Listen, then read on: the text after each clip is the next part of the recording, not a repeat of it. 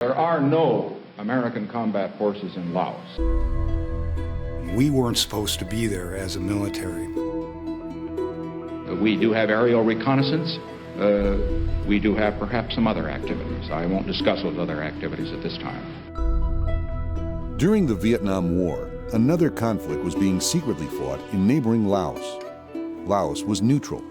Yet the North Vietnamese had launched an offensive into the northeast portion of that country and the home of a peaceful agrarian hill tribe known as the Hmong. We have been providing logistical support and some training for the neutralist government in order to avoid Laos falling under communist domination.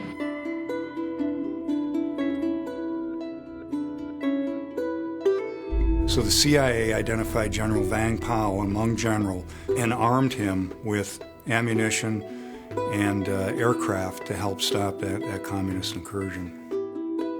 Yeah, go with those two guys. That's it. So I went with them too, and I went to the front of the plane. I prayed.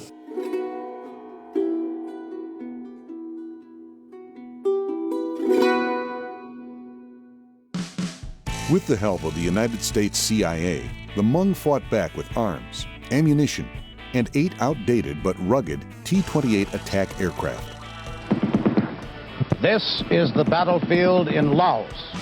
These are government troops supported and financed by the United States. They wanted to push back, and we helped them push back. The Hmong are on the front lines.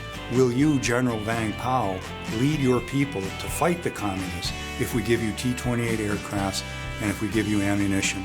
And Vang Pao's response was, if you give me ammunition and you give me airplanes, I will fight. And he did. Trained to fly in Thailand by a select group of American instructor pilots, these Hmong pilots returned to Laos and flew fearlessly, relentlessly, and with such skill that they became combat pilot legends, even to their American counterparts. Who are these guys? They fly 8, 9, 10 missions a day. That's impossible.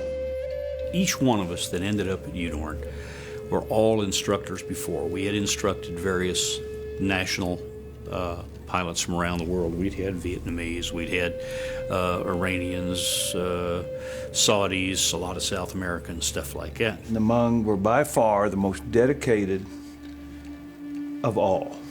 They worked the hardest, and it meant the most to them to accomplish their goal of being a pilot. They were the most dedicated and skillful people that I think any of us ever saw. They are capable and they are the best. When I was assigned to YA and we started flying together, I knew a potential pilot when I saw one. And this guy had all the indicators. Sharp, smart, fast learner, highly, highly, highly committed. These guys were going to be flying life and death combat. Within months after I started flying with it. And it really hit me hard that the best way that I could possibly teach all of them, not just YA, was to take my hands and feet off the controls.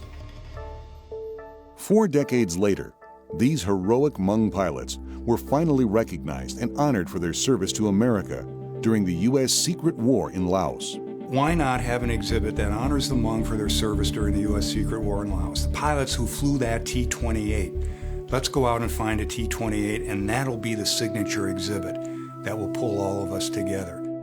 Then we had to set about finding a T-28, which is not easy to do in the budget range that a nonprofit organization can afford. But finally we did find one in a hangar in parts in Rockford, Illinois. The price was right, and we went down there and took a look at it. It was about 90% there, and I thought, wow, this is going to be a tough one to put back together, but we've got to take it. Well, as it turns out, this T-28, we had no idea of its history when we acquired it. But we looked back and found out that this particular T-28 actually trained Hmong to fly at UDORN Royal Thai Air Force Base in Thailand by American pilot instructors. And when we found that this aircraft actually did what we are attempting to commemorate here, historically and through this exhibit, it was one of those moments where it was just meant to be. A T-28 aircraft, one that was actually used to train Hmong pilots to fly, was restored and dedicated in their honor by local EAA Chapter 766 at the Aviation Heritage Center of Wisconsin in Sheboygan Falls. Working on the team was a chance to get back into something that I absolutely passionately love. Everybody here brought something to the table, even if it was just enthusiasm. It started out as, for us, it was just another airplane. We weren't quite, sure the impact or the significance behind it. But as the project progressed, we learned what this project was really about. So what started out as a, hey, fun, let's do project, ended up being okay, this is serious now. This is to honor a group of people and honor the culture that's in our area. So it became, even though it was fun along the whole way, it became also significant to us. 9 of the living Hmong pilots attended the ceremony, as well as the families of 5 others who were killed in action. Several of the American instructor pilots who taught the Hmong to fly the T-28 in Southeast Asia were present to honor their former students.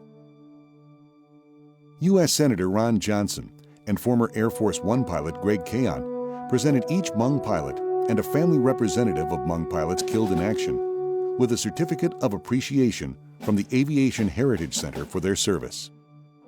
What is it in men and women? What causes them to offer themselves, to sacrifice so greatly for their families, for their fellow man? What causes people to give up everything, display that love of courage? Well, as I was reading more about General Vang Pao, it was because of freedom. The event today was a culmination of a dream, and a dream that a lot of people questioned whether or not we could accomplish. And with the help of a lot of different individuals, it came true. And one of the most rewarding things about this event was bringing back together people who have not seen each other for more than 40 years. Seeing all of them come back together for the first time, relive their memories, relive their stories, to see the T-28 out back, the only one in the world that has the Royal Lao Air Force markings on it, just like the ones they flew out of the most secret place in the world, is immensely rewarding. And when you see the hugs, and you see the tears, and you see the smiles, and you see the handshakes, and when the actual T-28s of the Trojan Horsemen flew overhead, to see the reaction and the looks on the faces of the Hmong pilots, those are the sounds of freedom, the sounds of death, the sounds of fear, the sounds of liberation, the sounds of war that bring back a lot of mixed emotions to those Hmong pilots who, even by the American pilot standards, flew fearlessly. It's absolutely fantastic to see these men here after 40 years that have come to this country and are here now. It's just fantastic. My eyes were misting up. This is the first time that I really had a chance to think about and consider what they went through back then in fighting for their own homeland. Today is just, what a culmination. You just never thought about it. I don't think that we ever thought it would be this beautiful. For them and for us, it was just a wonderful experience all the way around. Thank you for the Aviation Heritage Center here to put our information, our history out, so everybody can see and knew what we had done. Yeah. I appreciate from the bottom of my heart.